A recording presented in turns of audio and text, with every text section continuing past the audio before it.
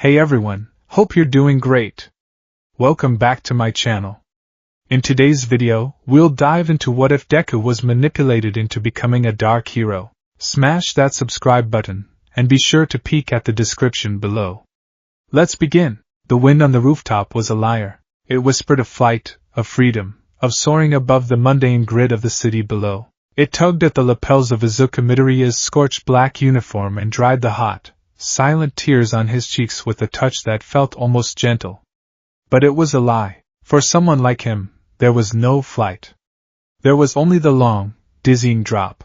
He stood near the edge, his knuckles white where he gripped the rusty safety railing. The metal was cold and gritty beneath his fingers, an anchor to a world that had just finished telling him, in no uncertain terms, that it had no place for him. If you want to be a hero that badly, there's a quick way to do it. Believe that you'll have a quirk in your next life and take a swan dive off the roof. Kaken's words echoed in the hollow space of his chest, a venomous ghost that refused to be exorcised. They weren't just cruel, they were the final, crushing period at the end of a 14-year-long sentence.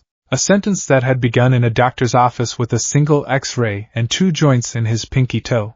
A sentence that had been upheld by the pitying looks of his teachers, the concerned whispers of his mother, and the explosive, scornful laughter of his peers. He wasn't going to jump. The thought was a dark, fleeting shadow, but it wasn't a real temptation. To do that would be to prove Kaken right. It would be the ultimate admission of defeat, but the alternative felt just as bleak, a long, slow descent into nothingness. A life spent on the ground, head craned upwards, watching others fly. His gaze fell to the object clutched in his other hand. Hero Analysis for the Future, number 13. Or what was left of it. The cover was a blackened, brittle thing. The pages were warped and stiff from their dunking in the koi pond, the ink of his meticulous notes bleeding into abstract, watery shapes. The edges were charred, the smell of burnt paper still clinging to it like a funeral shroud. He had poured his soul into those pages, every observation, every theory, every desperate, pathetic dream. And Kaken had destroyed it with the casual apathy of someone swatting a fly. A sob, thick and ragged, tore its way from his throat. He choked it back down, the effort making his whole body tremble. Crying was useless. Being a fanboy was useless. He was useless. Even All Might, the sun in his personal sky, the very symbol of hope, had confirmed it. It's not bad to dream. But you also have to consider what's realistic. The hero's words, meant to be kind, had been the most devastating blow of all. They had been the clinical, professional opinion that ratified Kaken's playground bullying. They were the truth. A quirkless boy could not be a hero. The door had not just been closed, it had been locked, bolted, and barricaded from the other side. He let go of the railing, his body slumping. The energy had drained out of him, leaving a cold, heavy emptiness. He was done. He would go home, put the notebooks in a box, and try to figure out how to breathe without the only dream that had ever filled his lungs. A hard thing to hear, isn't it? The voice was so unexpected, so out of place in his solitary despair, that Izuku flinched violently, stumbling back. He spun around, his heart hammering against his ribs. Leaning against the rooftop access door, as if he had been there all along, was a man. He was tall and lean, dressed in a charcoal gray suit that was tailored so perfectly it seemed to have been spun from shadow and steel. His shoes were polished to a mirror shine, reflecting the overcast sky. He had short, dark hair, neatly combed, with threads of silver at the temples that spoke of age and experience, not frailty. But it was his eyes that held Izuku captive. They were a calm, placid gray, like a storm-tossed sea after the tempest has passed, and they were looking at Izuku with an unnerving, analytical intensity. He held a pair of leather gloves in one hand, tapping them lightly against his thigh. The truth, I mean, the man continued, his voice a low, smooth baritone. It didn't carry the booming confidence of a hero or the sneering condescension of a bully. It was like stone settling at the bottom of a river, calm, weighty, and absolute. Izuku's mind raced. A villain? A janitor? Who was this man, and how had he gotten so close without making a sound? Who are you? He stammered, his own voice sounding thin and childish. The man pushed off the door and took a slow, deliberate step forward. He moved with an easy, predatory grace that was utterly at odds with his serene expression. Let's just say I'm a talent scout, and I believe I've just witnessed a gross misjudgment of potential. He stopped a respectful distance away, his gray eyes flicking down to the ruined notebook in Izuku's hand. Hero Analysis for the Future, No. 13. The man said, reading the title from memory, not from the charred cover. A fascinating collection. Your breakdown of Kamui-Wood's vulnerability to fire-based quirks was particularly insightful, as was your tactical analysis of Mount Lady's limitations in confined urban spaces. You noted she causes more in property damage than she's worth in 9 out of 10 interventions. The Hero Public Safety Commission's internal reports agree, though they never admit it publicly. Izuku's blood ran cold. How do you know what's in there? His grip on the notebook tightened, a useless, protective gesture. I've been watching you for some time, Izuku Midoriya, the man said, his use of Izuku's full name sending a fresh jolt of fear through him. I've seen your note-taking at villain attacks. I've observed your unwavering focus. And I heard your conversation with the boy Katsuki Bakugo. And just now, with All Might himself, a sick feeling coiled in Izuku's stomach. This man had seen everything. The humiliation, the rejection, the final, pathetic flicker of his hope being extinguished. He felt exposed, stripped bare. What do you want? Izuku asked, his voice trembling but laced with a new, defensive edge. I want to offer you a different perspective, the man said, taking another step. You asked All Might if you could be a hero without a quirk. He gave you the answer society demanded he give. The safe answer, the wrong answer. A flicker of something wild and dangerous ignited in Izuku's chest. It was hope, but it was a twisted, desperate version of the feeling he was used to. What are you talking about? He's All Might. He's the greatest. He is the greatest symbol. The man interrupted, his voice cutting through Izuku's fanboy defense like a scalpel. He is a magnificent, smiling shield held up to distract the populace from the rot growing beneath. He punches villains, poses for cameras, and reassures the public that everything is fine. And while he's doing that, crime syndicates fester, corruption spreads through the back channels of government, and people, the ones who don't get a camera crew when they're in trouble, continue to suffer. The man gestured out at the sprawling city. Look at it, Izuku. All Might is a firefighter who only puts out the biggest, most visible flames, but this city is rotting from the inside out with 1,000 smaller fires. A creeping mold of human misery that a Detroit smash can't fix. Tell me, do you want to be a firefighter? Or do you want to be the one who fireproofs the entire building? Izuku stared, speechless. No one had ever spoken about heroes like this. It felt like blasphemy.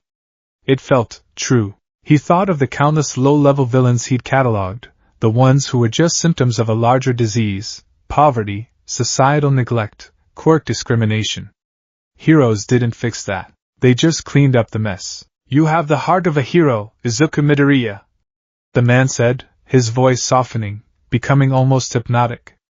A truer heart than any of them. I saw it today, when that sludge villain had your friend in its grasp. The pro-heroes stood around, waiting for someone with the right quirk. They were calculating risks, worrying about public relations. But you ran in, a quirkless boy with nothing but a school bag and a will of iron. Why, I don't know, Izuku whispered, the memory making his legs weak. My legs just moved, precisely. The man smiled, a thin, knowing expression. That is the instinct. The core of it all. The unteachable part. Everything else is just a tool. Quirks, technology, information, they are all just tools. And the most powerful tool of all is not a flashy superpower. It's the mind. Your mind. He gestured again to the notebook. That is not a fan's diary. It is a weapon. You don't just admire heroes, you dissect them. You find their weaknesses, their inefficiencies. You see the world not as a gallery of heroes and villains, but as a complex tactical map. You have a gift for strategy that UA High School could never hope to cultivate. They would try to hammer you into their mold, to make you another smiling, predictable commodity. I want to sharpen you into the blade you were meant to be. Izuku's head was spinning. Every word the man spoke was a direct bomb on the wounds that had been inflicted upon him his entire life. He was being told that his obsession wasn't pathetic, but powerful. That his weakness wasn't a curse, but a unique advantage. Who are you? Izuku asked again, his voice barely a whisper. The man gave a slight, almost imperceptible bow of his head. In the old myths, when a soul needed to cross from the land of the living to the land of the dead, from one state of being to another, they required a guide. A ferryman. You may call me Sharon. The name resonated with a dark, ancient power. Izuku knew the mythology. Sharon ferried the dead across the river Styx. It was a journey of no return. What you're talking about, it's not hero work, Izuku said, the last vestiges of his black and white worldview fighting back. Operating in the shadows, ignoring the rules, that's vigilantism, a word the powerful use to condemn those who operate outside their control. Sharon countered smoothly. Is a surgeon a villain because he cuts a man open to remove a cancer? The current system is a bandage on a festering wound. It prioritizes the comfort of the public over the eradication of the disease. Heroes capture a villain, he's sent to prison, a revolving door for the well-connected and a breeding ground for resentment for the rest. He gets out, he offends again. The cycle continues. The hero gets paid, the news gets a story, and the victim is forgotten. He stepped closer, his gray eyes locking onto Izuku's. I am offering you a chance to learn a different way. The way of permanent solutions. Imagine a world where a villain isn't just defeated, but dismantled. His network exposed, his finances frozen, his reputation ruined, his will to continue utterly broken. Imagine saving not one person from a mugger, but 1,000 people by ensuring that mugger never has the opportunity to prey on anyone ever again. That is true heroism. It's thankless. It's invisible, and it is the only thing that will ever truly work. The conviction in his voice was absolute. He wasn't trying to sell a fantasy. He was stating what he believed to be an undeniable fact. And Izuku, broken and desperate, was starting to believe him. The world Sharon described was ugly and cynical, but it made a terrifying kind of sense. It was a world where his analytical mind would be a scalpel, not a useless trinket. Why me?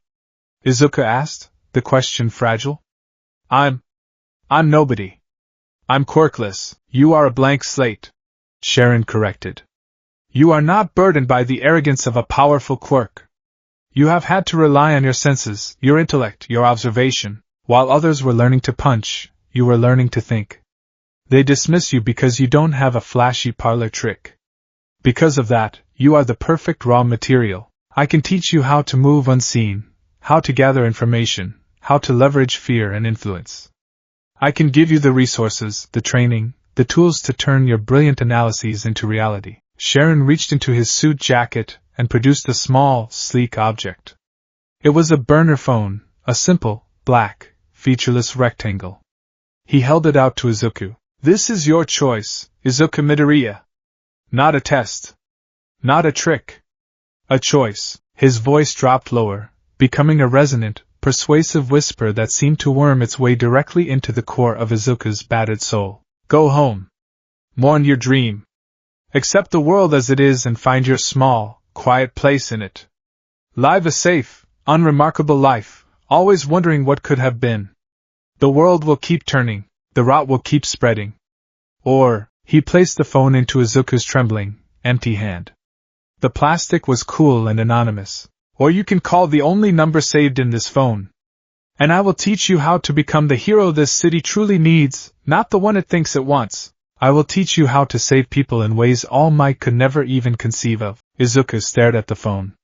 It felt impossibly heavy, a tangible weight of destiny. It was a choice between the light that had rejected him and a darkness that was offering him a hand. The choice is yours. I will not contact you again, Sharon said.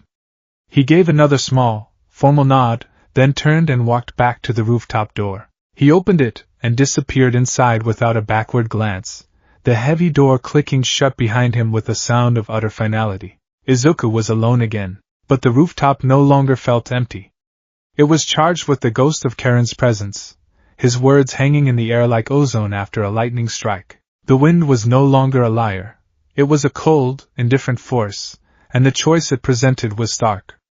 Let it push him over the edge into despair, or use it to fuel a new, terrifying fire. He stood there for what felt like an eternity, as the sky began to bruise with the colors of sunset. The city lights began to flicker on below, a sea of promises and secrets. He looked at the ruined notebook in one hand and the sleek, black phone in the other. One was the past. A child's dream, lovingly crafted and brutally destroyed. The other was the future. An unknown, terrifying path, offered by a man who spoke of heroism like a general planning a war. He slowly, mechanically, made his way off the roof and down the stairs. The walk home was a blur. The familiar streets felt alien. The vibrant posters of smiling heroes seemed to mock him, their bright colors looking garish and false. He saw the world through a new filter now, Karen's filter. He saw the cracks in the pavement, the desperation in the eyes of a man begging for change, the lurking shadows in the alleys. He saw the rot. When he got home, the warm, savory smell of katsudan filled the air. Izuku! Welcome home! Are you okay? You're so late, I was worried sick. His mother, Inko, bustled out of the kitchen, her face etched with concern. She took in his torn, singed uniform, the blank look in his eyes. Oh, honey, what happened? For a moment, the warmth of her love was a physical shield against the cold that had settled in his bones. He wanted to break down, to tell her everything, to let her hold him and tell him it would all be okay, like she used to when he was a child. But the words wouldn't come. The child who had wanted that comfort had been left on that rooftop. This new Izuku, the one who stood in the entryway of his home, felt like a stranger in his own skin. I'm fine, Mom, he said, his voice flat and detached.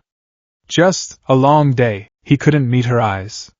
He couldn't bear to see her worry, because he knew that if he chose the path offered to him, her worry would become a constant companion. Guilt was a sharp, painful sting. This was the first price. I made your favorite, she said, trying to coax a smile from him. I'm not hungry, he mumbled, slipping off his shoes. He went straight to his room, ignoring her hurt, confused calls. He shut the door behind him, the click echoing the sound of the rooftop door. His room was a shrine to a god who had proven to be mortal. All Might posters covered every inch of the walls. All Might figurines stood in heroic poses on his shelves. The beaming, confident smile was everywhere. It used to be his greatest source of comfort. Now, it felt like an accusation. He sat on his bed, the springs groaning in the silence. He looked from the posters to the phone in his hand, a symbol held up to distract from the rot. The way of permanent solutions. I will teach you how to become the hero this city truly needs. All his life, he had waited for someone to tell him yes. He had prayed for it, cried for it, bled for it. And today, two people had given him an answer. All Might, the greatest hero in the world, had told him a gentle, pitying no. Sharon, the man in the shadows, had told him a hard, demanding yes. He looked at his reflection in the dark screen of the burner phone. A boy with a tear-stained face, wide, haunted green eyes, and a future that had been a straight, clear path to a dead end just hours ago. Now a dark, winding road had opened up in the abyss. He threw the charred notebook into the trash can. It landed with a soft, final thud. It was a funeral for a dream. Then, with a hand that was surprisingly steady, he turned on the burner phone. The screen lit up with a simple, stark interface. One contact. No name. Just a number. His thumb hovered over the call button. This was it. The crossing of the river. He knew, with a certainty that chilled him to the marrow of his bones, that if he made this call, the boy named Izuku Midoriya, the helpless fanba who dreamed of a bright, smiling future, would die. And something else, something harder and colder, would be born in his place. He thought of Kaken's sneering face. He thought of All Might's pitying eyes. He thought of a world full of people who might one day need saving, people who would fall through the cracks of the bright, shiny heroism sold to the public. Someone had to save them. Someone had to get their hands dirty. He took a deep, shuddering breath and pressed the button. The phone began to ring. It was a quiet, digital sound, but in the silence of his room, it was as loud as a death knell. One ring, two rings, a click. The line connected.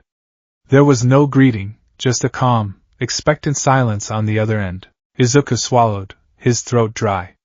He opened his mouth, and a new voice, one he didn't quite recognize as his own, came out. "I'm in," he said. 3 months passed. To the world, Izuku Midoriya had faded. The vibrant, muttering boy who trailed in the wake of heroes, his notebook a constant companion, was gone. In his place was a quiet, unassuming shadow who moved through the halls of Aldera Junior High with an unnerving economy of motion. He no longer flinched when Katsuki Bakugo's explosive anger detonated nearby. He no longer looked at his childhood tormentor with fear or desperate admiration. He simply looked, his green eyes calm and analytical, cataloging the tells in Bakugo's posture, the subtle shift in weight before a right hook, the way his palms smoked when his temper frayed. Then he would look away, dismissing the threat as inefficient and predictable. This new, silent Deku was infinitely more infuriating to Bakugo than the old one. There was nothing to grab onto, no reaction to fuel his own rage. It was like punching smoke. But the days were just a performance. They were Izuku's first and most important lesson in stealth, how to be invisible in plain sight. He was the gray man, the forgettable face in the crowd, the student whose name teachers struggled to recall. His real life began after the sun went down. His classroom was not a classroom at all. It was a sterile, sparsely furnished apartment in a rundown district, paid for in cash by Sharon. There were no posters on the walls, no personal effects. There was only a high-end laptop, a bank of monitors, a cot, and a small library of books on subjects ranging from forensic pathology and human anatomy to psychological warfare and macroeconomics. It was a monk's cell dedicated to a dark new faith. The training was, as Sharon had promised, brutal. But it was a brutality of the mind, not the body. There was no physical conditioning, no combat drills. Sharon was not building a soldier.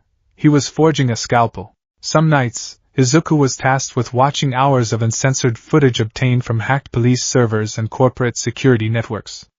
He watched heroes fail. He saw Endeavor's collateral damage reports, the astronomical figures redacted from public view. He saw a beloved speedster hero arrive 30 seconds too late to stop a hostage situation from ending in tragedy. The hero's smiling press conference later that day a grotesque pantomime. He saw the slow, inefficient bureaucracy that left victims waiting while heroes cleared their actions with their agencies. Sharon would call him on an encrypted line, his voice a dispassionate lecture over the sounds of sirens and screams. Observe Izuku. Heroism as performance art. The goal is not to save the maximum number of lives, but to maintain the highest approval rating. They are treating a terminal illness with press releases and merchandise. Other nights were dedicated to psychology. Izuku learned to read micro-expressions, to spot the tells of a lie in the flicker of an eyelid, or the subtle tension in a jaw. He studied the psychological profiles of captured villains, learning to identify the fractures in their minds, the greed, the fear, the narcissism, that could be leveraged and broken. Sharon taught him that every person, hero or villain, had a breaking point. The trick was not to overpower them, but to find that point and apply precise, unbearable pressure. Compassion is a liability. Karen's voice would echo in his mind as he profiled the captured gang leader. It assumes a shared humanity that the truly wicked have long since abandoned. To feel pity for a predator is to sharpen its claws for its next victim. Your empathy is a tool for analysis, not a guide for action. Understand their pain, their history, their motives. Use that understanding to predict their movements, to craft their downfall. But do not feel for them. Feeling is a luxury the effective cannot afford. The change was most apparent in his notebooks. One evening, he found himself staring at the shelf above his desk at home. It was lined with the 13 volumes of his life's work. Hero Analysis for the Future. He pulled down number 12, the one just before the charred, discarded ruin. He opened its pages, and it was like looking at the drawings of a different person. The book was a kaleidoscope of color, detailed, reverent drawings of heroes in action poses. Energetic scrawls praising All Might's strength, best genist control, Eraserhead's logic. It was a testament to a child's pure, unshakable faith. Then, he looked at the notebook open on his laptop in the secret apartment. It was a digital file, encrypted and backed by a dozen proxies. The title was simply Asset and Threat Analysis. There were no drawings, only stark diagrams. Anatomical charts marked with nerve clusters, pressure points, and skeletal weaknesses.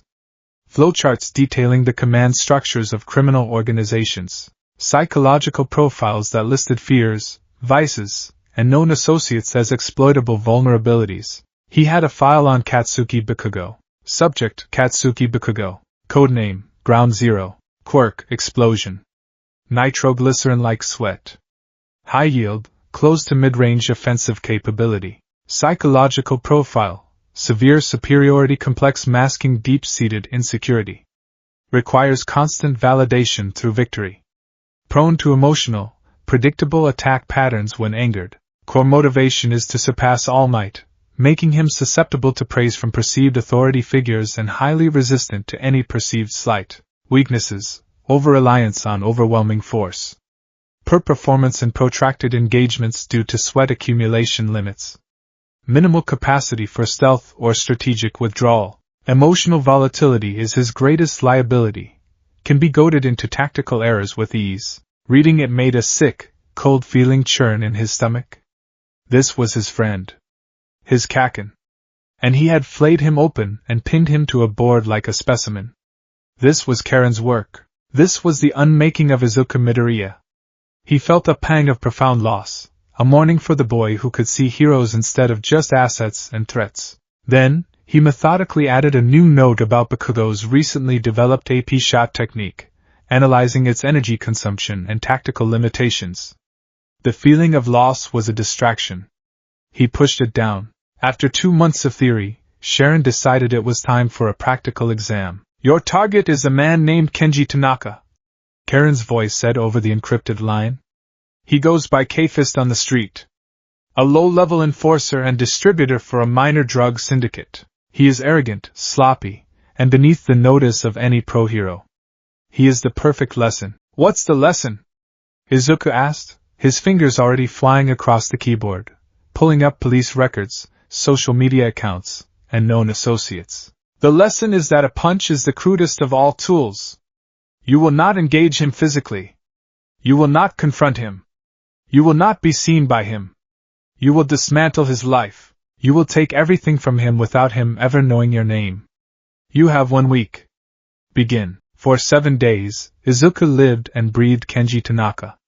Dressed in nondescript clothes, a baseball cap pulled low, he became a ghost in Tanaka's world. He learned his routine: the gym in the morning, the shakedowns in the afternoon, the drug drops at night, the illegal card games in the early hours of the morning. He photographed Tanaka's associates, recorded his conversations with a long-range directional microphone, and planted a GPS tracker on his car. The man was everything Sharon had said, a common thug who ruled his tiny kingdom with clumsy brutality. He bullied shopkeepers, cheated on his girlfriend, and skimmed from his own boss. He was a caricature of a villain. The old Izuku would have felt a surge of righteous fury. The new Izuku felt only a cold, detached focus. He was a surgeon observing a tumor. The digital deep dive was even more fruitful. Tanaka had laughably poor digital security. Izuku, guided by Karen's tutorials, peeled back the layers of his life. He found the mountain of gambling debt Tanaka owed to a rival gang's loan shark. He found the flirtatious messages Tanaka was sending to his boss's wife. He found the hidden ledger on a cloud server where Tanaka meticulously documented every yen he was skimming from the syndicate. It was a treasure trove of self-destruction. On the final night, Izuku made his move. It was silent, surgical, and utterly devastating. From a public library computer half a city away, he anonymously emailed the ledger of skimmed funds to Tanaka's boss, a man known for his violent paranoia. Next, he sent screenshots of the flirtatious messages to the boss's personal phone, using a spoofed number that appeared to come from one of the boss's own lieutenants, sowing maximum distrust. Then, he sent an anonymous tip to the loan shark with Tanaka's exact location at the card game, mentioning that Tanaka had just come into a large sum of cash, the cash he was supposed to be delivering to his boss. Finally, as a finishing touch, he sent a detailed, anonymous report of Tanaka's drug distribution route, complete with times and license plates, to the local police department's narcotics tip line. He knew from Karen's data that the police were slow and inefficient, but it would be enough to clean up whatever was left. He didn't stick around to watch the fallout. He didn't need to.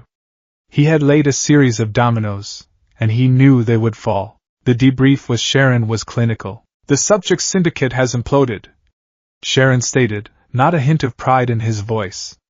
"Tanaka was hospitalized with severe injuries before being arrested. His boss is in hiding, and the loan shark has been brought in for questioning." A satisfactory outcome. Izuku felt a wave of nausea. He had ruined a man's life. A bad man, yes, but he had done it from the shadows, like a coward. However, Sharon cut him off. "Your execution was flawed. Your surveillance pattern on day 3 was predictable. You left a correctable, but noticeable, digital artifact on the library's firewall, and your heart rate, which I am monitoring through your phone's passive sensors, indicates a significant emotional response. You feel guilt. This is your greatest weakness, Izuku. Guilt is the ghost of a choice you have already made. It serves no purpose. Eradicate it. You removed a cancer from the city. That is the only truth that matters. Do better next time." The line went dead. Izuku sat in the sterile apartment, the glow of the monitors casting long shadows on the walls. He had won. He had proven Karen's philosophy. Information was a more potent weapon than any quirk. He had saved countless people from Tanaka's poison and violence. So why did he feel so monstrous? He pushed the feeling down. He had to. It was a liability. The day it happened again was humid and gray, the air thick with the promise of a storm that wouldn't break. Izuku was walking home from his school, his mind already shifting to the task Sharon had set for him that night, analyzing the financial holdings of a corrupt heroes support company.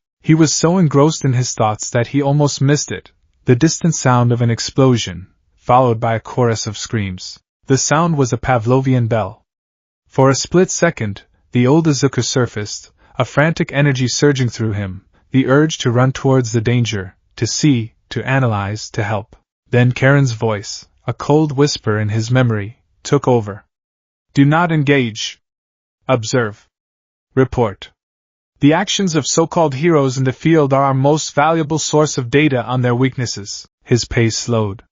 He pulled out his burner phone, ready to record, to be the dispassionate observer. He rounded a corner into a familiar shopping district and froze. It was him.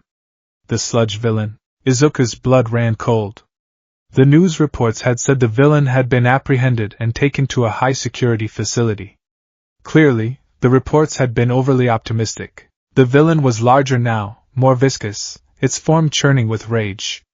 And it had a hostage. A boy with spiky ash-blonde hair, his red eyes wide with a mixture of fury and terror. He was thrashing, setting off explosions that were uselessly absorbed by the sludge, only serving to detonate the gas lines and storefronts around them. Bakugo. History was repeating itself. And just like before, the heroes were useless. Death Arms couldn't get a grip. Kamui Woods was useless against a liquid opponent and the spreading fires. The newcomer, Mount Lady, couldn't fit down the narrow street. They were a pathetic tableau of incompetence, holding back the crowd, waiting for someone with the right quirk. Izuku saw it all in a fractured analytical second. He saw the fire hydrants, the exposed power lines, the angle of the sun. He saw the way the villain's main mass pulsed, its eyes and mouth the only consistent points of solidity. He felt a hand on his shoulder. He turned to see All Might, in his skeletal, civilian form, clutching his side. The hero looked ragged, horrified, a silent, desperate scream in his eyes. He had been nearby, caught in his time limit. He was as helpless as anyone. Their eyes met. And in that moment, All Might saw something in Izuku's gaze that wasn't there before. The last time on the rooftop, this boy's eyes had been full of despair and shattered dreams. Now they were cold, clear, and calculating. It was the look of a predator assessing its prey. Izuku's mind was a whirlwind of data. He had studied the initial incident report.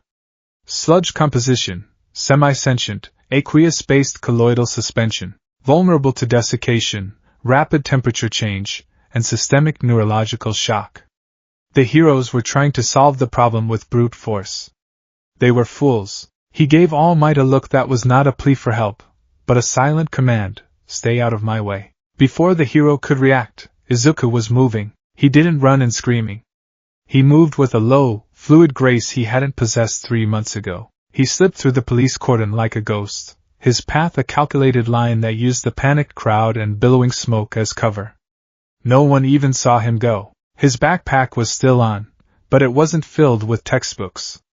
He unzipped a side pocket, and his hand closed around a small, dense object Sharon had given him weeks ago. A tool for emergencies. Use it only when observation is no longer a viable option. It was a custom-built, high-amperage taser, designed to deliver a focused, debilitating shock. He vaulted over a burned-out car, landing silently in the alley beside the main confrontation. He was now flanking the villain, out of its direct line of sight. He could see Bakugo's face, contorted in a desperate fight for air. Threat analysis. Hostage has approximately 45 seconds until asphyxiation. Pro-hero response, ineffective. Optimal solution, targeted incapacitation of the aggressor. He analyzed the villain's amorphous body. Its eyes and mouth were where its core consciousness seemed to be concentrated.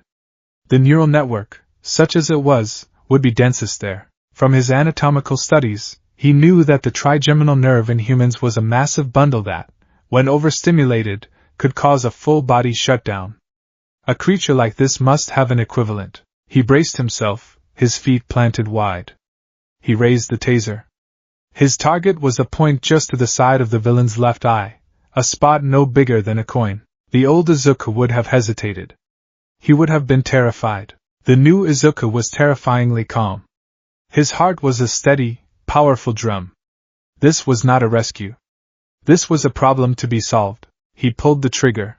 2 prongs shot out, trailing thin wires, and struck their mark with pinpoint accuracy. Izuku squeezed the activator, pouring the device's full charge into the villain. The effect was instantaneous and grotesque. The world seemed to go silent for a second. The villain's entire mass seized up in a violent, convulsive spasm. It was not a thrashing of anger, but the involuntary, full-system shock of a creature whose central nervous system had just been set on fire. A horrifying, gurgling shriek tore from its mouth as its body contracted violently, like a fist clenching.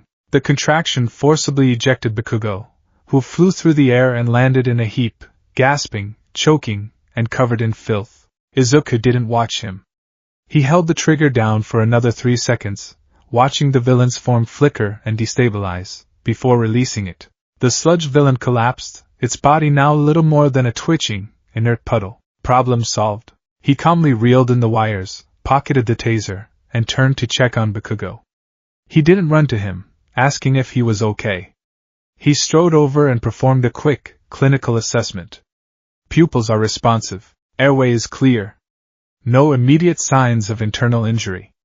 He's fine, he muttered to himself, his voice devoid of emotion. Bakugo pushed himself up, his body trembling with adrenaline and rage. Deku? What the hell? He stared at Izuku, his eyes wide with a stunned, furious disbelief. This was not the Deku he knew, this was a stranger wearing his face. There was no panic, no tears, no stammering. Only a chilling, quiet competence. The heroes finally rushed in, their faces a mixture of shock and confusion. All Might, having finally powered up, landed with a boom, his smile wide but his eyes fixed on Izuku. He saw the boy standing over his fallen rival, not with relief, but with the detached air of an operator who had just successfully completed a mission. He saw the way Izuku's eyes scanned the crowd, the heroes, the rooftops, logging everything, trusting no one. The All Might felt was profound. This quirkless boy had succeeded where a dozen pros had failed. He had used tactics, intelligence, and a bravery that was beyond question. He had the spirit of a true hero. But the unease that followed was a deep, icy dread that settled in the pit of his stomach. It wasn't just what Izuku had done, but how. The cold precision. The lack of hesitation. The utter absence of heroic fanfare. It was like watching a Spec Ops soldier neutralize a target, not a boy saving his friend. It was brutally efficient, and in its efficiency, it was utterly devoid of the light, the hope, the heart, that All Might believed was the cornerstone of heroism. He saw the heroic spirit he had recognized on that rooftop, but now it was encased in something cold and sharp and dangerous. It had been twisted, tainted, As the paramedics loaded Bakugo onto a stretcher, and the police began to secure the villain's remains, Izuku Midoriya simply melted back into the crowd, his face a blank mask. All Might watched him go, a terrible question forming in his mind. He had told this boy he couldn't be a hero. He had been wrong. But as he looked at the cold, calculated aftermath of Izuku's heroism, he was struck by a far more terrifying thought. What, exactly, had he become instead? The rain began to fall as Izuku slipped away from the chaos, a cold, persistent drizzle that matched the chilling calm in his own veins. It washed the grime and the smell of smoke from the air, but it couldn't wash away the image of the sludge villain's systemic, shuddering collapse. It couldn't silence the echo of Bakugo's ragged, desperate gasps for air. He didn't feel like a hero. He didn't feel the triumphant surge of adrenaline he had always imagined would come with saving someone. Instead, he felt a profound and unsettling detachment, as if he had been watching a recording of someone else's actions. He analyzed the event with the same clinical coldness he now applied to everything. Response time, acceptable. Target acquisition, precise. Method of incapacitation, effective. Emotional fallout, negligible. That last thought was the most disturbing. He had just saved the life of his childhood friend, the epicenter of his life's pain and motivation, and he felt nothing. No relief. No joy. Just the quiet satisfaction of a problem solved. The ghost of the old Izuku, the one who cried at the drop of a hat, screamed at him from some deep, locked away part of his soul that this was wrong. He ignored it. That part of him was a liability. His burner phone vibrated in his pocket. A single, encrypted message from Sharon. Report. Izuku found shelter under the awning of a closed bookstore and typed his reply, his thumbs moving with practiced speed. Subject: Sludge Villain. Re-emergence at Muzurifu's shopping district. Hostage situation. Pro-hero response ineffective. I intervened. Utilize Tool A to induce systemic neurological shock. Threat neutralized. Hostage secure. Clean exit. He paused, his thumb hovering over the send button. He added one more line. All Might was present. Witnessed event in civilian form. The reply was almost instantaneous. Acknowledged. The variable of All Might is noted. Maintain low profile. Return to your primary residence. Await instructions. The conversation was over. There was no praise, no admonishment. Just the cold exchange of information. This was his new reality. He was no longer a fanboy chasing heroes. He was an asset in the field, reporting to his handler. He pulled up the hood of his jacket and started the long walk home, a ghost in the rain-slicked streets. He was so lost in thought that he didn't notice the hulking figure shadowing him from a parallel street, a figure moving with a purpose that was anything but random. Tashinori Yagi felt the raw, gnawing helplessness of a caged lion. He had watched the boy, young Midoriya, melt into the crowd and had been rooted to the spot, his mind reeling. The raw power of One for All thrummed under his skin, a useless, roaring engine in a body that had run out of fuel. He needed answers. He had spoken briefly with his friend on the police force, Detective Naomasa, his voice a low, urgent whisper over the phone. The boy Naomasa. The quirkless one. Did you see what he did? I'm looking at the footage now, Toshi. The detective's voice had replied, grim and puzzled. It's clean. Unbelievably so. He moves like a professional. The way he used the chaos for cover, the flanking maneuver, that's not something a civilian kid just does. And that device he used, it's not standard issue anything. It looks custom, military grade. We found the villain's remains, if you can call them that. The medical examiner said its cellular structure was basically liquefied. Whatever that kid hit him with, it was brutal. Tashinori's hand, in its skeletal form, clenched into a fist. Brutal. Efficient. Cold. The words circled in his mind, a dark trinity that stood in stark opposition to everything he embodied. Yet, he couldn't shake the image of the boy running in while everyone else stood still. That was the core of it. That was the spark. He has the spirit, Naomasa. Tashinori had insisted, trying to convince himself as much as the detective. The spirit of a true hero. More than anyone I've ever seen, maybe. Naomasa had conceded, his voice heavy with doubt. But someone's been sharpening that spirit into a shiv. Be careful, Toshi. There's something wrong with this picture. Toshinori had ended the call, his resolve hardening. Wrong or not, that boy was the first person in years who had shown him that spark. He was running out of time. The embers of One for All were fading within him. He had to take the chance.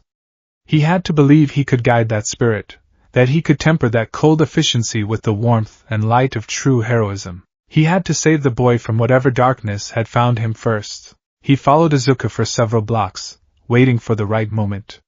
Finally, as the boy cut through a deserted park, the rain casting a dreary, gray pall over everything, Toshinori saw his chance. With a deep breath, he forced his body to transform. Steam billowed from his skin as muscle and mass exploded into being. In a heartbeat the gaunt, skeletal man was gone, replaced by the colossal, sunbright form of All Might. I am here! The voice boomed through the park, scattering a flock of pigeons. Izuku froze mid-stride. He didn't jump or yelp in surprise. He simply stopped, his body going unnaturally still. Slowly he turned around. His hood fell back, revealing a face devoid of the awestruck wonder All Might had expected. His green eyes were wide, but not with excitement. They were sharp, assessing, wary. It was the look a chess player gives his opponent, not the look a fan gives his idol. All Might, Izuku said, his voice level. It wasn't a question or an exclamation, but a simple statement of fact. The lack of reaction was more unsettling than any outburst could have been. All Might's practiced smile felt strained, a plaster mask on the face of his concern. Young man! We meet again! He boomed, striding forward, his massive boots sinking slightly into the wet grass. That was quite a display back there. You showed incredible bravery. A true heroic spirit. Izuku remained silent, his eyes scanning All Might from head to toe. Forced smile, Izuku's mind catalogued automatically. Tension in the shoulders. He's putting on the show, but he's uneasy. He's here for a reason beyond simple praise. You shouldn't have done it, of course. All Might continued, his tone shifting to one of fatherly admonishment. Rushing into a dangerous situation like that is reckless. You could have been killed, but still, to risk your own life for another, that is the essence of a hero. He stopped in front of Izuku, the rain sizzling into steam where it touched his superheated skin. Tell me, young man. What was your name again? He knew the name, of course, but it was part of the dance. Izuku Midoriya. Izuku replied, his posture straight, his hands remaining in his pockets. He was projecting an aura of calm he didn't entirely feel. His heart was hammering, but it was the thrill of a high-stakes encounter, not the flutter of a fan. Karen's lessons echoed in his head. Never reveal your emotional state. Be a black box. Let them guess. Young Midoriya. All Might said, his voice dropping slightly, becoming more serious. He leaned in, his shadowed eyes searching Izuku's face. I have to confess something to you. What I said to you on that rooftop. I was wrong. I spoke from a place of pragmatism, but I failed to see the truth that was right in front of me. Heroes are not just made by their quirks, but by their actions. And your actions today proved you have the heart of a hero, more so than anyone else on the scene. Izuku's expression didn't change, but inside, a war was raging. The child within him, the one who had worshipped this man, was weeping with a joy so profound it was painful. This was it, the validation he had craved his entire life. But Karen's voice was a cold counterpoint, a cynical whisper in the storm. He's offering you a carrot, Izuku. He saw your effectiveness, and now he wants to control it. He wants to put his collar on you and make you part of his broken system. All Might took a deep breath, the air around him seeming to thin. I have been searching for a long time, for someone with a noble spirit, a burning desire to help others, and the will to put their life on the line for the greater good. I have been searching for a successor. The word hung in the air between them, heavy and unbelievable. Young Midoriya. I have deemed you worthy to inherit my power. The world seemed to tilt on its axis. Izuku's carefully constructed composure finally cracked. His eyes widened, a genuine, unadulterated shock breaking through his mask. Inherit your power? He stammered, the old Izuku clawing his way to the surface. But that's impossible. A quirk is a part of you. It can't be passed on. But that is where my quirk is unique, All Might declared, a genuine passion now burning in his voice. He was breaking through the boy's strange shell. The reporters and I have always called it super strength or a boost, a simple, easy-to-digest lie to protect its secret. The true name of my quirk is One for All. He explained it all. The sacred torch, passed from master to student, a crystalline power cultivated for generations, a symbol of hope created to stand against the great evil. He spoke of its awesome power, and the immense responsibility it carried. It was a hero's sermon, delivered with all the passion and gravitas the number one hero could muster. Izuku listened, his mind racing faster than it ever had before. His internal monologue was a chaotic battlefield. The child screamed, "This is it. This is the dream. Everything you've ever wanted." Karen's voice countered coolly, "A legacy system. Inefficient. A single point of failure. It is a power chained to an ideology, a cage gilded with history. He is not offering you a gift. He is offering you a leash." The child cried, "He believes in me. All Might believes in me." Karen's voice cut back, "He believes you are malleable. He saw your potential and now he intends to shape you into another smiling symbol, another cog in the machine he perpetuates. He wants to use you to protect the status quo, the very system that deemed you worthless just weeks ago. So what do you say, young man?" All Might finished, his blue eyes impossibly bright. "Will you accept my power, my burden, and my legacy? Will you become the next pillar of justice?" The question was a physical weight. The rain plastered Izuku's hair to his forehead. He looked up at the towering hero, the smiling god of his childhood. He saw the genuine hope in the man's eyes, the desperate need for a successor. And threaded through it, he saw the trap. If he said yes, he would be bound to All Might's rules, his ethics, his public pageantry. He would become the thing Sharon had taught him to despise, a performer. If he said no, he would be turning his back on the power to enact real change. He would remain a ghost, a scalpel with no strength behind it. I need to think about it," Izuku said, the words tasting like ash in his mouth. All Might's smile faltered for the barest fraction of a second. He had expected tears, shouts of joy, an immediate, overwhelming acceptance. This hesitation was another crack in the picture. "Of course, young man. It is a great deal to consider. But my time is running short." He coughed, a small trickle of blood appearing at the corner of his mouth before he quickly wiped it away. "Meet me tomorrow at dawn. Dagoba Municipal Beach Park. We will speak then." With a final, searching look, All Might leaped into the air, a sonic boom cracking the sound barrier as he disappeared into the gray, weeping sky. Izuku was left alone in the park, drenched and trembling. He looked down at his own hands, half expecting to see them glowing. One for all. The power to truly save people. The power to bring Karen's vision of a ruthless, efficient justice to bear. Their greatest weapon. He turned and ran, not towards home, but towards the anonymous apartment that served as his real school. He had to talk to Sharon. The apartment was cold and silent. Izuku booted up the encrypted laptop, his fingers flying across the keys, initiating the secure communication protocol. A few moments later, a black screen with a single, pulsing audio wave appeared.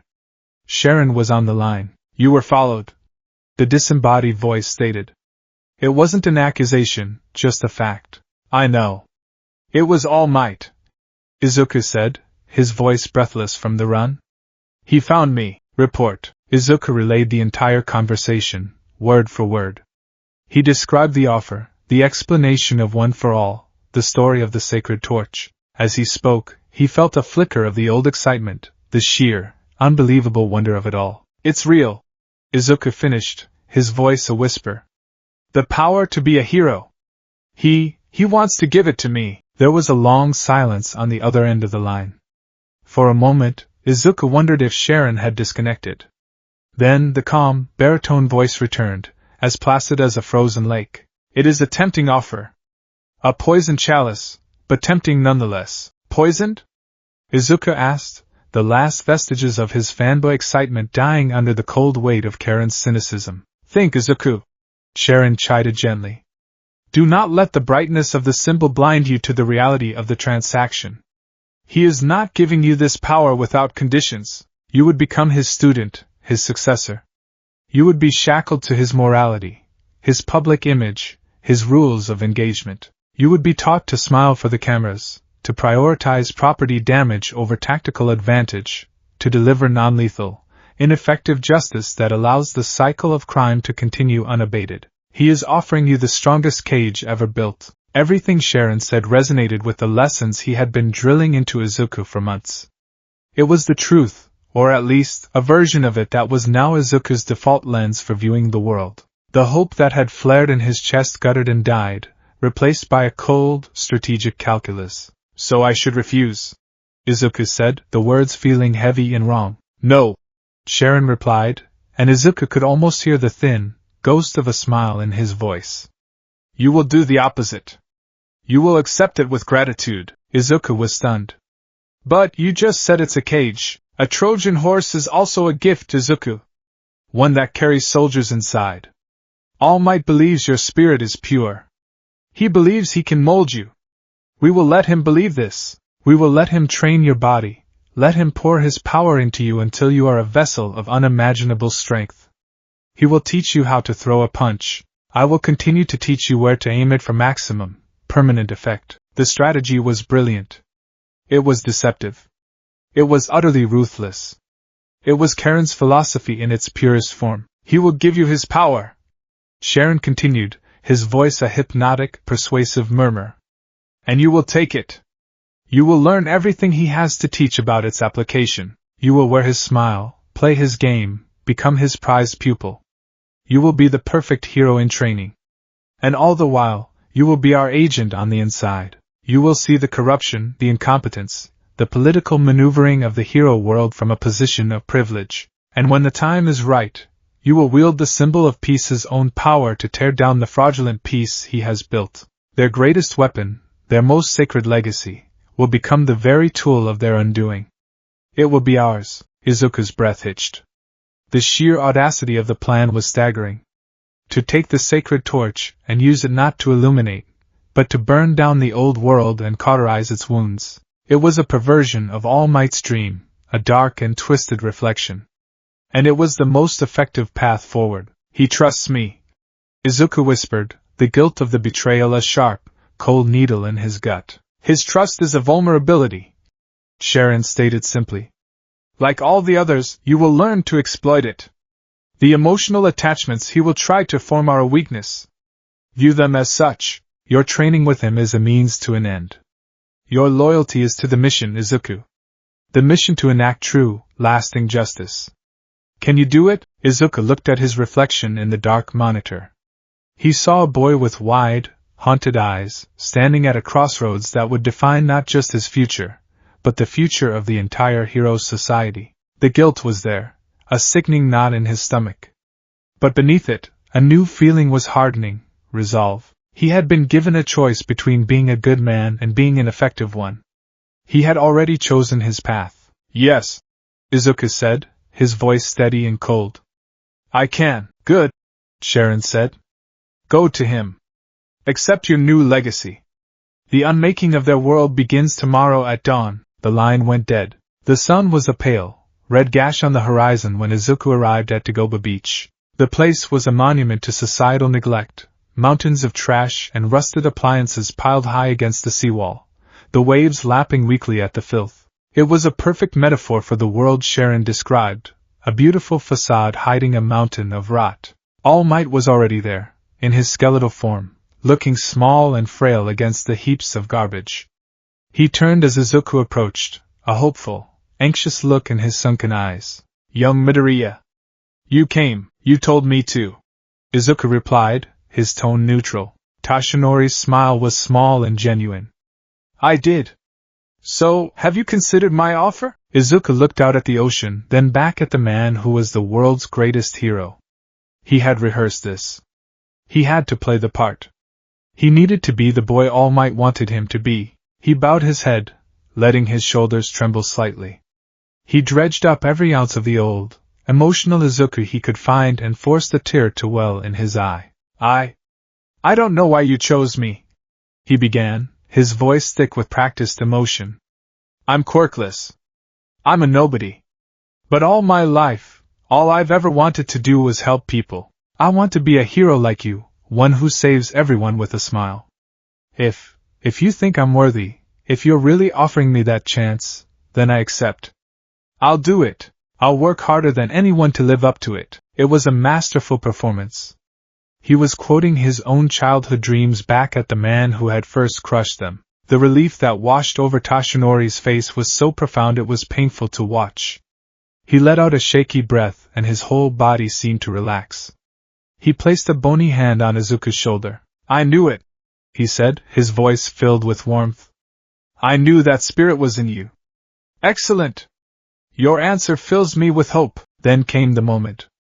Toshinori plucked a strand of his blonde hair. The legends say you must ingest my DNA to receive the power, he said with a slightly embarrassed grin. So eat this. He held out the single strand of hair. Izuku looked at it, then at All Might's expectant face. In his mind, Karen's voice was dry and analytical, a biological transfer mechanism. Quaint. The price of power is sometimes ridiculous. Do not hesitate. Izuku took the hair without a word and swallowed it. It felt like swallowing a lie. It tasted like ashes and a tainted victory. The training began immediately. For the next 10 months, Izuku's life became a carefully partitioned hell. His days belonged to All Might. He ran on the polluted sand, he hauled rusted refrigerators, he screamed until his lungs burned, all under the watchful eye of his new mentor. Toshinori was a demanding but compassionate teacher, pushing Izuku's body to its absolute limit, preparing the vessel to receive the raging power of one for all. He spoke of heroism, of sacrifice, of the importance of a smile. He was trying to instill the heart of a symbol. Izuku played his part perfectly. He was a dedicated, hard-working student. He complained, he struggled, he pushed through, and he never let the man see what was truly going on behind his eyes. He absorbed the lessons on heroism not as gospel, but as camouflage. He learned the language of the light so he could one day speak it fluently in the service of the dark. His nights belonged to Sharon. While his body screamed for rest, his mind was subjected to a different kind of training. He continued his studies in strategy, infiltration, and psychological warfare. Sharon gave him new, more complex targets to dismantle from the shadows. A corrupt politician, a hero agency fudging its numbers, a corporation using illegal support items. Izuku became a ghost in the machine, a phantom pulling threads and watching empires of greed and corruption unravel from the safety of his sterile apartment. All Might was building him into a sword. Sharon was teaching him how to be a poison. One evening, after a grueling day of clearing the last section of the beach, Toshinori stood with Izuku, watching the now pristine shoreline as the sun set, painting the sky in hues of orange and purple. You've done it, my boy, Toshinori said, pride swelling in his voice. You've worked so hard. You're ready. Izuku looked at his reflection in the calm water. He saw a body honed into a weapon, lean and corded with muscle. But his eyes were colder than they had ever been. He felt the power of one for all, a dormant volcano simmering in his veins, ready to erupt. It was a tainted legacy, accepted under false pretenses. It was the power of the world's greatest hero, and he was going to use it to prove that hero's entire philosophy wrong. Thank you, Master, Izuku said, his voice full of feigned reverence. He was ready. Not to be the next symbol of peace, but to be the necessary evil that would one day take its place. The day of the UA entrance exam dawned bright and mercilessly clear. It felt like the world was putting on a show, a grand, theatrical display of hope and boundless potential. Cherry blossoms drifted on the breeze, and the sunlight glinted off the towering glass monolith of UA High, a beacon for the next generation of heroes. For the thousands of teenagers swarming its gates, it was the start of the rest of their lives. For Izuku Midoriya, it was the start of the most critical infiltration mission he had ever undertaken. He walked through the gates, a lone figure in a sea of nervous energy. Other examinees chattered excitedly, comparing quirks, boasting about their training, and sizing each other up. Izuku did the same, but his assessment was silent, clinical, and utterly detached. Subject: male, early teens. Quirk: hardening variant. Visible tells of anxiety and jaw tension. Overcompensating with aggressive posture. Relies on brute force. Subject: female, mid-teens. Quirk: telekinetic. Limited to small objects based on hand gestures. Line of sight dependent. Easily overwhelmed by multiple threats. He was no longer a fan but cataloging powers for fun. He was a threat analyst identifying weaknesses. Each student was a potential obstacle or asset, a variable in a complex equation. His mind, honed by Karen's relentless training, processed the data with a chilling efficiency that left no room for camaraderie or excitement. He saw Bakugo standing near the entrance, a thundercloud of arrogant confidence. Bakugo's eyes swept the crowd, and for a moment, they locked with Izuku's. The explosive blonde's expression twisted into a sneer of disbelief and contempt. "Deku?" he growled, shouldering his way through the crowd. "What the hell are you doing here? Did you come to get your ass kicked for old time's sake? This isn't a hero convention for pathetic fanboys." The old Izuku would have flinched, stammered, and withered under the force of that glare. The new Izuku simply met his gaze, his expression unreadable. "I'm here to take the exam, Kaken," he said, his voice quiet and even. There was no fear in it. There was nothing.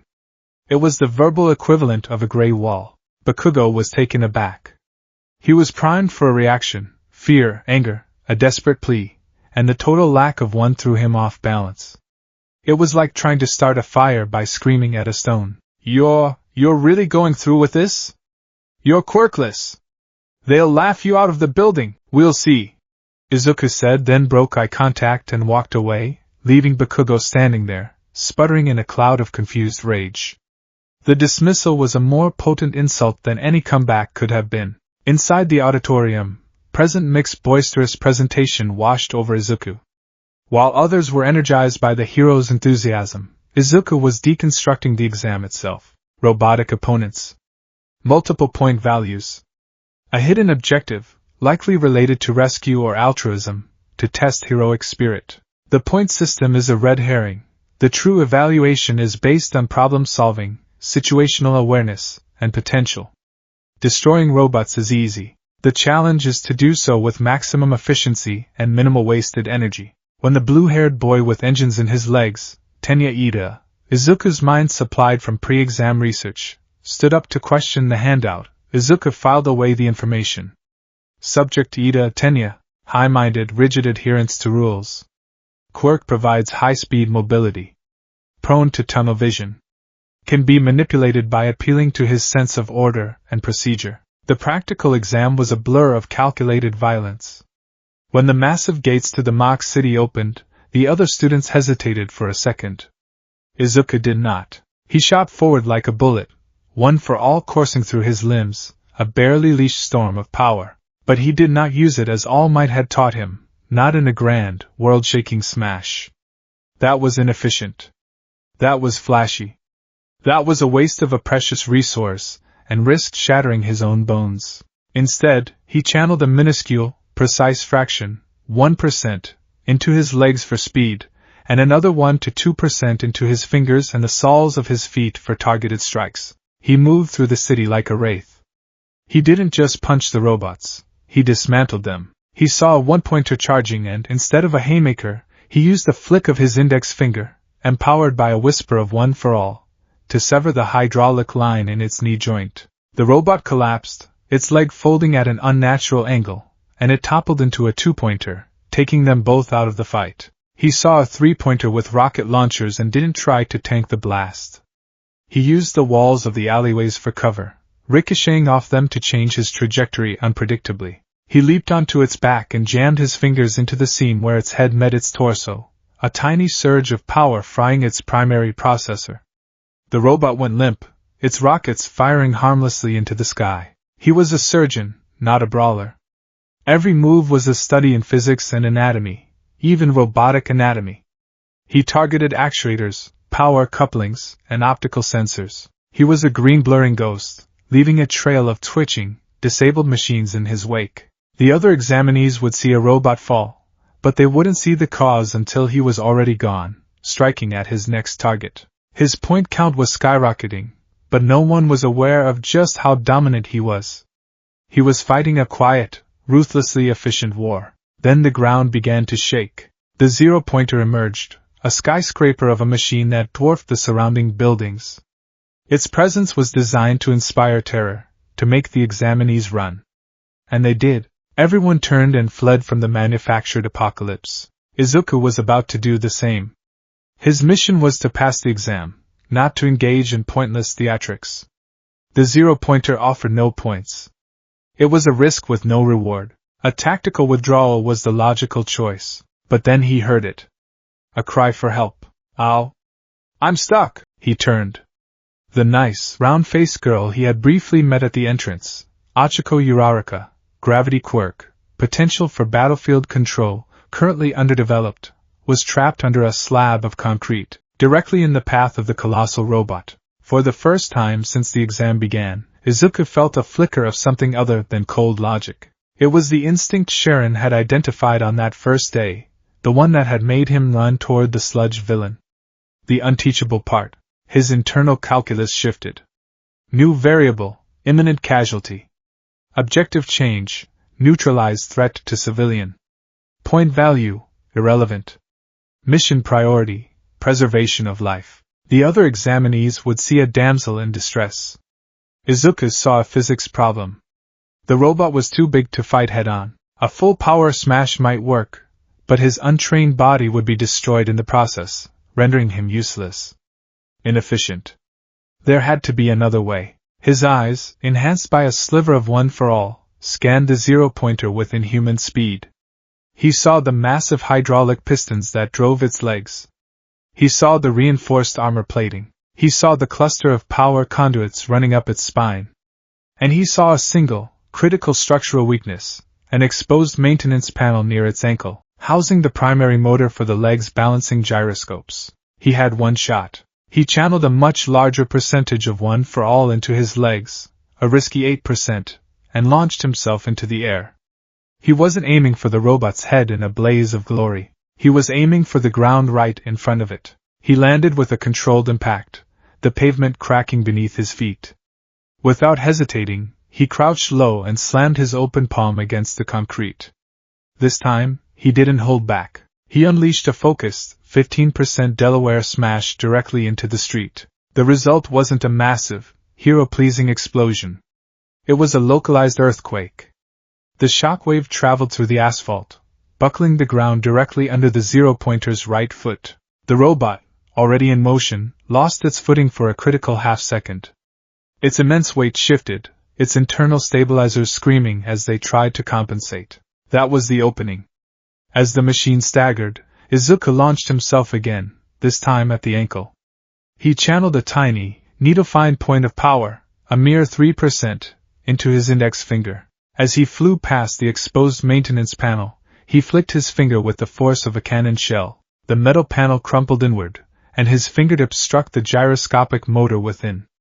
There was a sharp crack, a shower of sparks, and the sound of grinding metal. The effect was catastrophic. The robot's balancing system failed. Its massive leg seized up, and with its forward momentum unchecked, the entire machine tipped over like a felled tree. It crashed to the ground with a deafening, earth-shattering boom, its head landing mere meters from where Uraraka lay, but its trajectory now completely altered. It was neutralized. Izuku landed hard, his legs screaming in protest from the strain and his finger broken and purple. The pain was a distant, static-filled signal. He ignored it. He walked calmly over to the slab of concrete trapping Uraraka, lifted it with a controlled surge of power, and moved it aside. He looked down at her, his expression unreadable. "Are you injured?"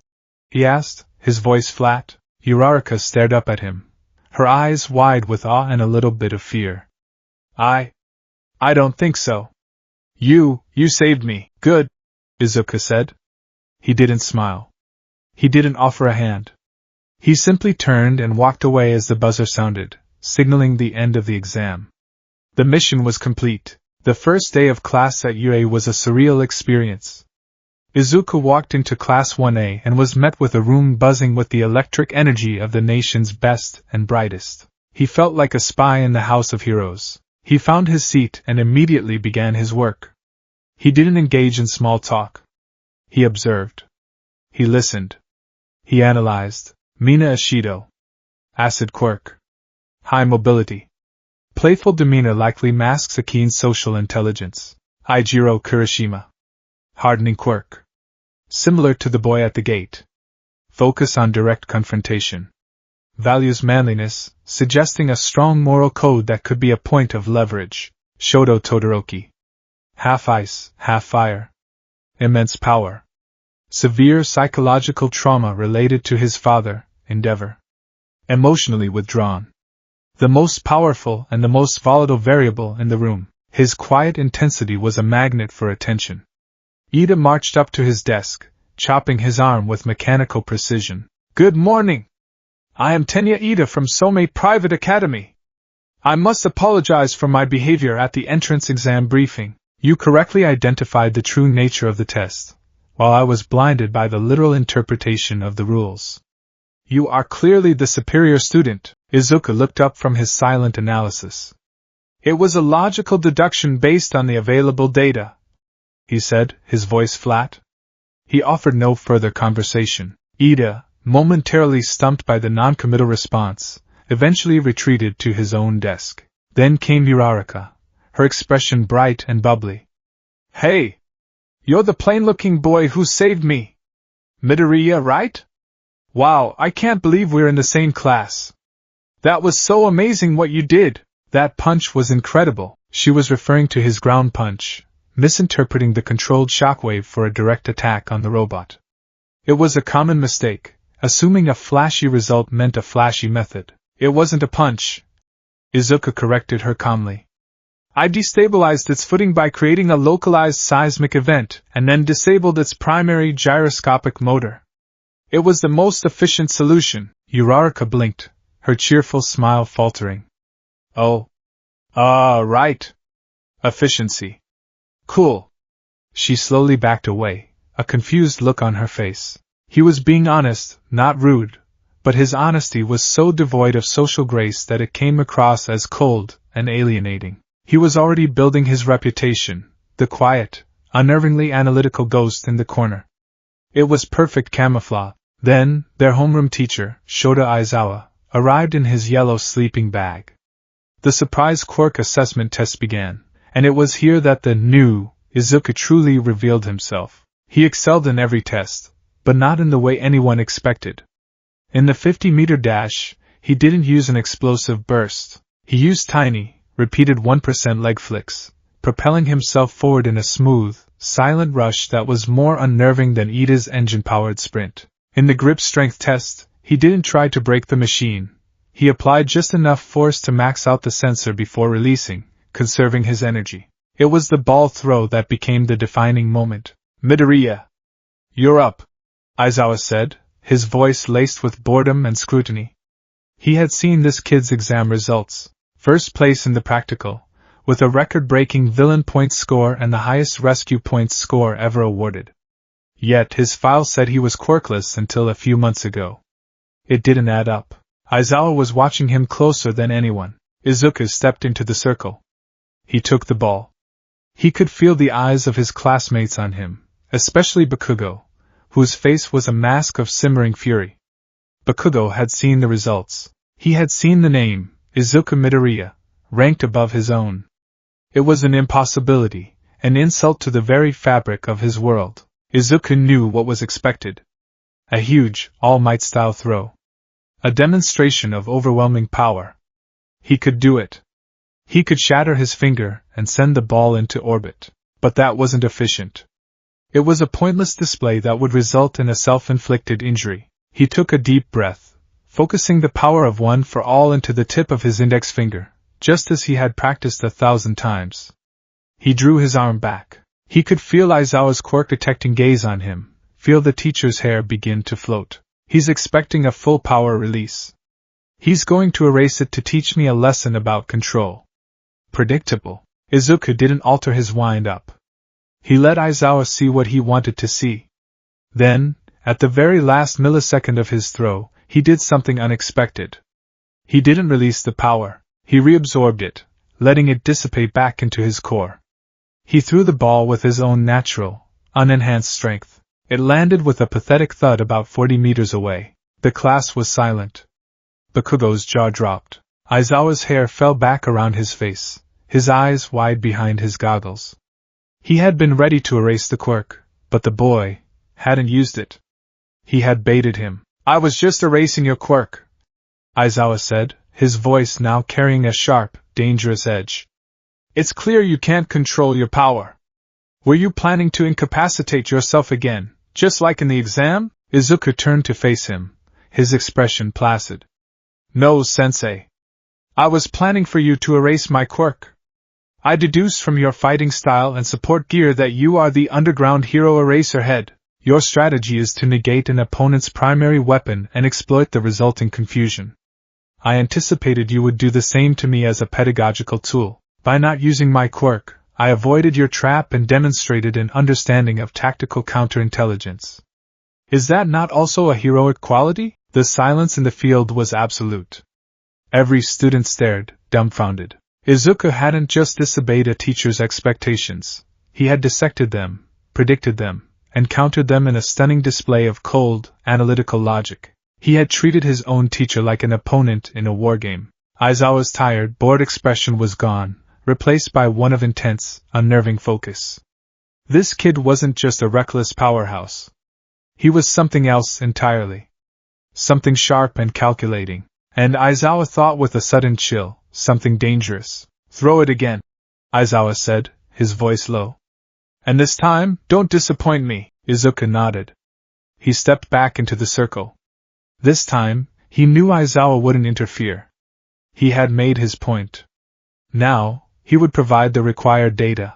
He drew his arm back, focusing a controlled 5% into the tip of his finger. There was no grand shout, no emotional battle cry. Just a silent, focused release of energy. He flicked his finger, and the ball shot off like a missile, a miniature sonic boom cracking the air. It sailed up, a tiny speck against the blue sky, before finally disappearing from sight. Aizawa's device beeped. He held it up. 705.3 meters. A ripple of shock went through the class. It was a phenomenal score, just barely beating Bakugo's. Izuku looked down at his finger. It was red and swollen, but not broken. Controlled output. Minimal self-harm. Acceptable result. He walked back to the line, ignoring the stunned looks from his new classmates. He ignored Uraraka's whispered, "Wow," and Ida's rigid nod of approval. He ignored the murderous, uncomprehending inferno blazing in Bakugo's eyes. He had passed the test. He had established his cover, a powerful but eccentric student with a tactical, unemotional mind. No one would suspect the truth. No one would look at this quiet, analytical boy and see the Reaper in training, the secret apprentice of a man who believed heroes were a lie. He was a ghost in their midst. And from the shadows of Class 1A, he would watch. He would learn. And he would wait for the moment to use their own strengths, their own school, and their own sacred legacy against them. The infiltration had begun. The bus ride to the unforeseen simulation joint was, for most of Class 1A, an exercise in youthful exuberance. The air crackled with excited chatter, a chaotic symphony of questions about the rescue training, playful jabs about quirks, and Kirishima's earnest attempts to get Bakugo to engage in something resembling a civil conversation. Izuku sat by himself near the back, a silent island in the sea of noise. He wasn't listening to the conversations for their content, but for their data. He observed the social dynamics, the forming of alliances, the subtle tells of insecurity and confidence. To him, this bus was a microcosm of the hero world Sharon had described, loud, performative, and dangerously naive. Midoriya! A voice cut through his analysis. Tsuyu Ajiri, the frog-like girl with an unnervingly direct gaze, was looking at him from the seat across the aisle. "Your quirk is a lot like All Might's." The entire bus seemed to quiet down, all ears tuning into this sudden, pointed observation. Izuku felt a dozen pairs of eyes on him. This was a critical moment. A direct lie was risky, A truthful confession was impossible. He needed a third option, a technically true statement that revealed nothing. He met Ajui's gaze without flinching. All Might's quirk is the gold standard for strength enhancement types, he said, his voice a calm, academic monotone. It's natural that any similar power would be compared to his. However, the operational mechanics and physical feedback are substantially different. It was a perfect non-answer. It sounded intelligent, acknowledged the similarity, but framed it as a common classification issue, drowning the truth in jargon. The class, for the most part, accepted it. Kirishima even chimed in. Yeah, but All Might doesn't break his bones, man. That's a pretty big difference. The tension broke, and the chatter resumed. Izuku had navigated the conversational minefield successfully. But he noticed two people who weren't convinced. Todoroki, in the corner, watched him with a flicker of something cold and calculating in his mismatched eyes, and Aizawa, who had been feigning sleep at the front of the bus, had cracked one eye open, his gaze sharp and suspicious. They had both recognized the evasion for what it was. He filed the information away. Aizawa and Todoroki. High-threat observers. Maintain increased vigilance. Their arrival at the USJ was met with oohs and ahs. The massive dome housed perfect replicas of a dozen different disaster zones. It was a hero's playground. The space hero, 13, was there to greet them, launching into a speech about the life-saving applications of their quirks. Izuku listened, but his attention was elsewhere. His senses, honed by Karen's paranoia-inducing training, were on high alert. Something felt wrong. The facility's power seemed to be fluctuating. The communications array near the entrance was displaying a subtle error light that only someone looking for it would notice. And there was a faint, almost imperceptible scent of ozone in the air that wasn't coming from the facility's climate control. It was the scent of a quirk-induced atmospheric disturbance. He was subtly shifting his weight, preparing to move, when the lights flickered and died. A swirling dark purple mist, like a wound tearing open in the fabric of reality, materialized in the central plaza below. From its depths, figures began to emerge. Dozens of them. Stay together and don't move! Aizawa's voice cut through the students' confused gasps. He pulled his yellow goggles over his eyes, his capture weapon unfurling like a nest of white snakes. 13. Protect the students. This is real. The villains. So many of them. Low-level thugs, mostly, a chaotic mob of grimacing faces and bizarre quirks. But at their center stood three figures of significance. A man whose entire body seemed to be made of the purple warp mist. A lanky figure covered in dismembered hands, scratching at his neck with a frantic, deranged energy. And behind them, a monstrous, bird-like creature with an exposed brain and muscles bulging unnaturally, its eyes vacant and dead. Izuku's mind went into overdrive. This wasn't a drill.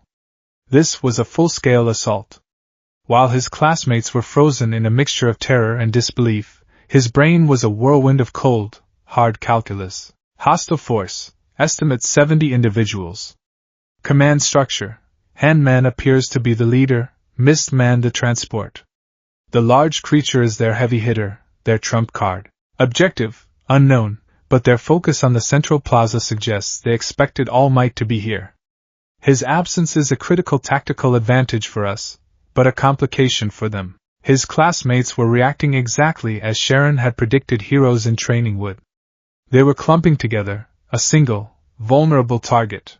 They were looking to their teachers for guidance, their capacity for independent action paralyzed by shock. Kurogyri, scatter them! The man covered in hands, Shigaraki, rasped, his voice like grinding glass. The purple mist villain, Kurogyri, expanded, a swirling vortex of shadow that shot towards the students. Izuku didn't wait. He didn't scream a warning. He acted. Scatter now! Disperse in multidirectional patterns! He's trying to isolate us!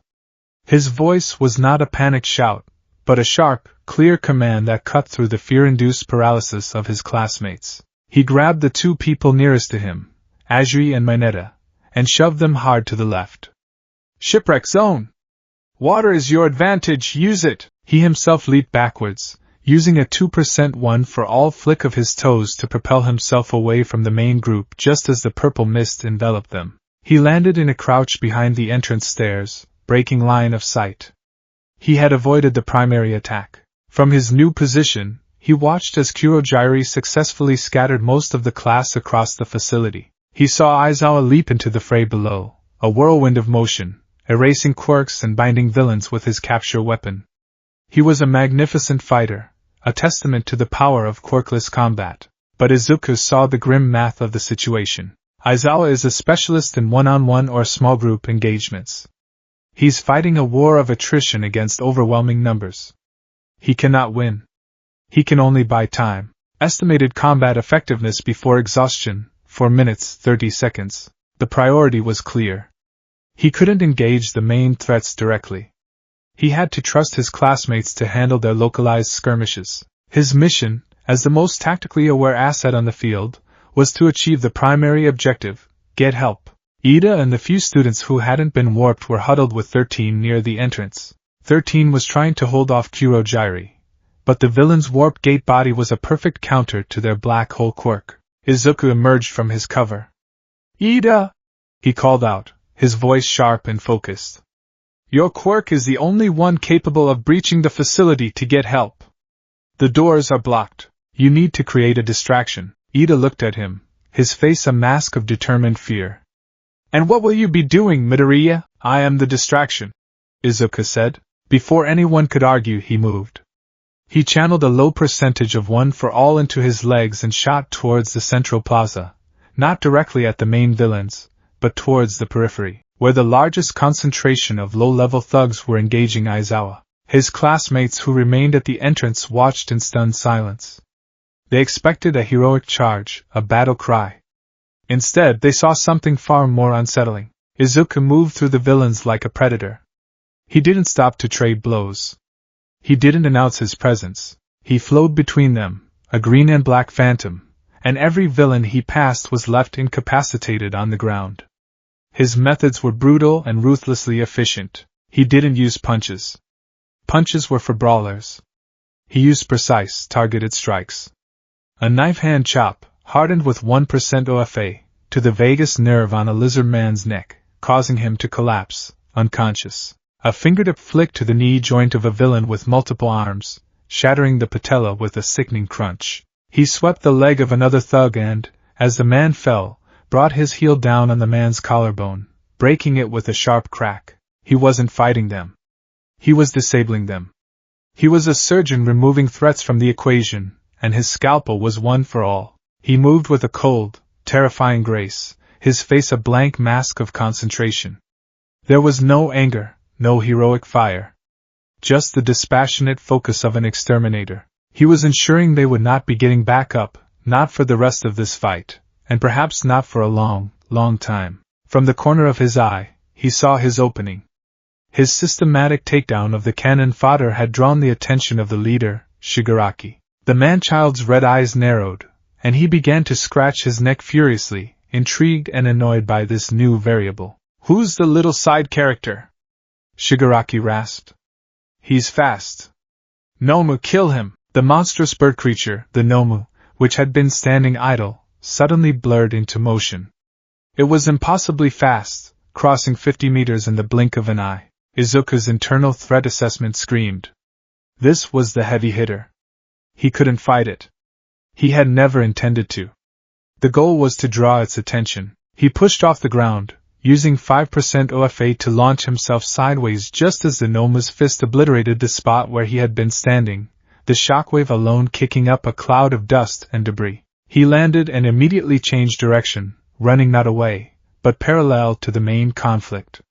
The Nomu, its simple brain locked onto its new target, gave chase.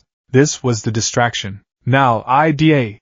he roared, his voice echoing through the dome. At the entrance, Ida saw his chance. With the Nomu and Shigaraki's attention on Midoriya, Kurogiri was the only one left guarding the exit.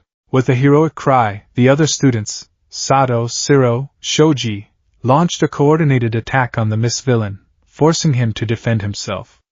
In that split second of chaos, Ida activated his engines. Recipro burst. He shot forward like a rocket, blowing past the preoccupied Kurogiri and slamming into the massive USJ doors with the force of a battering ram.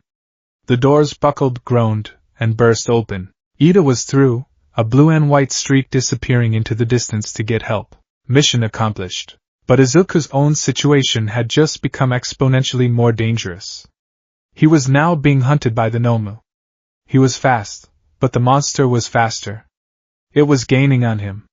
He couldn't keep this up forever. He dodged another bone-shattering punch, the wind from the blow tearing at his costume. He needed to get back to the others. He needed a new variable. His eyes scanned the battlefield. He saw Aizawa, now bloodied and struggling, being held down by Shigaraki, the villain's hand hovering over his teacher's face. He saw Ajiri and Mineta surface from the shipwreck zone, their faces pale with terror. And then he saw it. The perfect convergence of events. Shigaraki was monologuing, distracted by his victory over Eraserhead. The Nomu was single-mindedly focused on him. And All Might had just arrived. The symbol of peace smashed through the entrance, his face not a smile, but a mask of incandescent fury. "I am here!" The villains froze. The tide was turning. All Might's eyes immediately locked onto the scene in the central plaza. Aizawa captured, the students scattered and terrified, and young Midoriya being chased by the hulking monster. Texas Smash! All Might launched himself at the Nomu, his punch connecting with a sound like two mountains colliding. But the impossible happened. The Nomu didn't even flinch. It absorbed the full force of the blow without a scratch. "It's no use, All Might!" Shigaraki cackled. "My Nomu has shock absorption. He was built to kill you!" All Might was stunned. He was trading blows with the monster, a flurry of earth-shaking punches that did nothing. He was evenly matched, or perhaps even outmatched. Izuku watched from a safe distance, his mind processing the new data at lightning speed. Shock absorption. Not nullification. There must be a limit. A threshold. But overwhelming it with brute force is a losing battle. The body can only absorb so much kinetic energy before the transfer causes systemic damage. But what if the damage isn't kinetic? He looked at the Nomu's most obvious, grotesque feature, its exposed brain. The skull was peeled back, the pulsating gray matter visible to the world. Why?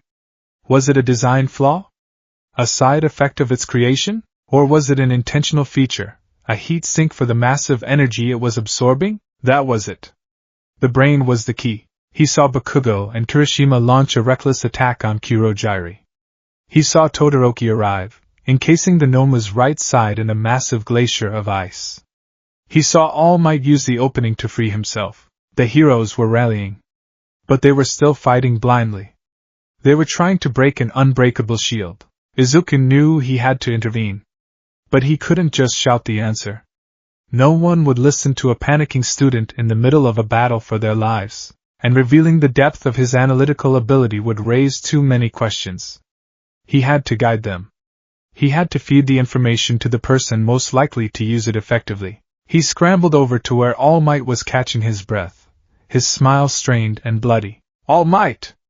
Izuku yelled, his voice laced with a carefully manufactured panic that hid the cold certainty beneath. "Its movements! They're not natural! It's like a puppet! It doesn't even try to protect its head." All Might looked at him, then back at the Nomu, which was shattering Todoroki's ice with brute force. The boy was right. The creature fought with no sense of self-preservation. It didn't block or parry. It just absorbed and attacked. Its head, its most obvious weak point, was left completely exposed. "It can absorb punches." Izuku continued panting, playing the part of a terrified but observant student. "But it's just a body. The brain is still the brain, right? It has to be the weak point. You just have to hit it where it can't absorb the shock." The pieces clicked into place in All Might's mind. The boy was a genius. It wasn't about hitting it harder. It was about hitting it smarter. The brain wasn't designed for shock absorption. If he could bypass the muscular body. "Young Midoriya! You are a marvel!" All Might boomed, a true, brilliant smile finally breaking through his bloody visage. He turned to face the Nomu, planting his feet. "You are right! A real hero." He crouched, power beginning to arc around him like lightning. "We'll always find a way for justice to triumph." He didn't charge. He waited for the Nomu to charge him. And when it did, he met it not with a single, massive punch, but with a storm. A whirlwind of blows, each one faster than the last, each one aimed with pinpoint precision. He wasn't targeting the creature's chest or arms anymore. He was targeting the small, exposed area of its head. The first punch landed on its temple, causing the creature to stagger. The second hit its jaw. The third, its forehead. They weren't his strongest punches, but they were his fastest and most precise. He was overloading its ability to process the trauma, striking the command center directly. Plus! He roared, his fists a blur. Ultra! The final punch was not aimed at the head. With the gnome stunned and reeling, its brain a concussed mess, All Might drew back his fist and unleashed a blow so powerful it broke the sound barrier. He aimed it at the creature's center of mass, a punch that carried more than 100% of his power. Smayawayawash! The punch connected, and this time, the shock absorption failed. Overloaded and with its control system shattered, the gnome's body couldn't handle the influx of energy. It was launched like a cannonball, smashing through the roof of the USJ and disappearing into the sky, a rapidly shrinking speck against the clouds. The battle was over. The remaining villains were stunned into submission. In the aftermath, as the other teachers and police arrived, Izuku stood quietly to the side, letting the praise wash over All Might and the other students who had fought. He had played his part perfectly. He was the distraction. He was the panicked but observant student. No one saw the cold, calculating strategist who had orchestrated the entire sequence of events, from Ida's escape to the gnome's defeat. No one except Aizawa. The underground hero was being loaded onto a stretcher, his injuries severe but not life-threatening. His eyes, swollen and bruised, found Izuku in the crowd. There was no gratitude in that gaze. There was only a deep, penetrating suspicion. He had seen it. He had seen the way Midoriya moved, the way he had clinically disabled those villains with brutal, unnecessary force. He had heard the boys' panicked advice to All Might, which sounded less like a desperate guess and more like a tactical briefing. And he had seen the look on the boy's face throughout the entire ordeal, not fear, but a chilling, unwavering focus. Aizawa knew what he had seen. He had seen a soldier, not a student. And as the paramedics carried him away, he made a silent vow. He was going to find out who Izuku Midoriya really was. The ghost in his classroom was a threat, and he would not let it fester in the halls of his school.